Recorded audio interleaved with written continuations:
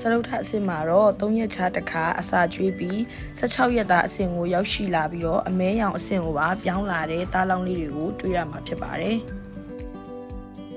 သားလောင်းလေးတွေအမဲရောင်အဆင့်ကနေရင်ကောင်အဆင့်ကိုရောက်ရှိဖို့အတွက်ခြေထောက်အမဲတွေကိုထည့်ဖို့လိုအပ်တာဖြစ်ပါတယ်။ဒီတော့အကောင်နဲ့အစာနဲ့ကိုတသက်စီခွဲပြီးတော့ထည့်ရမှာဖြစ်ပါတယ်။ဒါကြောင့်မို့လို့တသက်စီခွဲပြီးစကားချပြမှာဖြစ်ပါတယ်။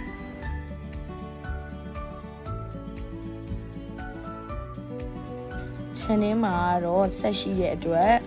လွယ်ကူကူစကားချနိုင်ပါတယ်အချိန်ကုန်လဲတက်တာသလိုအရေးအတွက်အမြောင်များလဲပြီးစီးတာကိုတွေ့ရမှာဖြစ်ပါတယ်ရှင်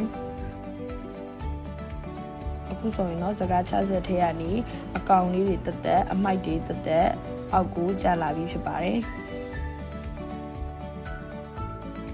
မတို့ရဲ့ထွက်တိုးကနေဘေးအသည့်စီစဉ်များကိုလည်းဝင်ရောက်ဖြည့်ဆို့ပေးဖို့ချစ်ခင်စွာဖြင့်ဖိတ်ခေါ်ပြီးစုလက်ဆောင်များဖြင့်စောင့်ကြိုပေးလျက်ရှိနေပါတယ်ရှင်ကျေးဇူးထူးပဲတင်ပါတယ်ရှင်